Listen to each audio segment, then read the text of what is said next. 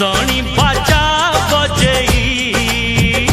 तुम्हें कनिया को रख सजेई हाय आम भाउज को रख सजेई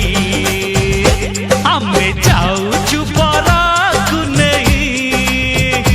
बाण रोसणी बाजा बजेई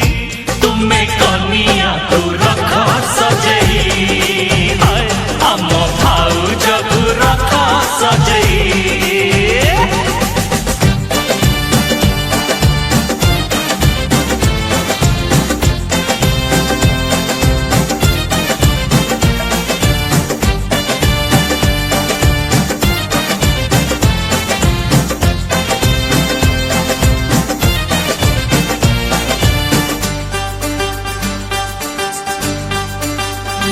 आम बर जात्री पाई बाहाघरटा जमे किए नाचे कूदे गाए किए खुशी रे झूमे आम बर जात्री पाई बाहाघरटा जमे किए नाचे कूदे गाए किए खुशी रे झूमे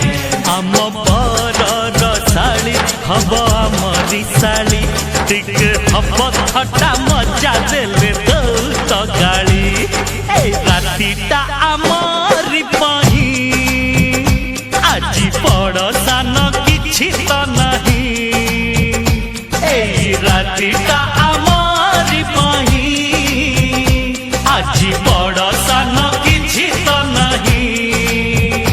तुम्हें पीढ़ा पानी रख सजेई हाय आमे जाऊचु बराकु नहीं।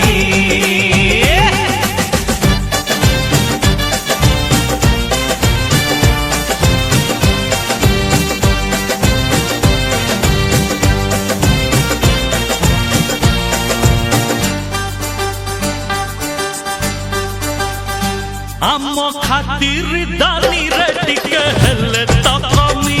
सब खाइबा पीबा करी दबु अकामी आम खातिर दानी रे टिके हेले त कमी सब खाइबा पीबा करी दबु अकामी तुमे देले निर्माल्य फूल आउ चंदन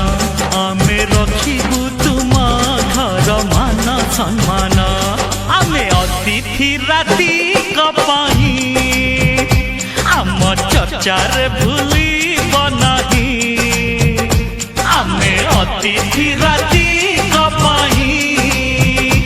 आम चर्चार भूली बनाही आमे बाहाघर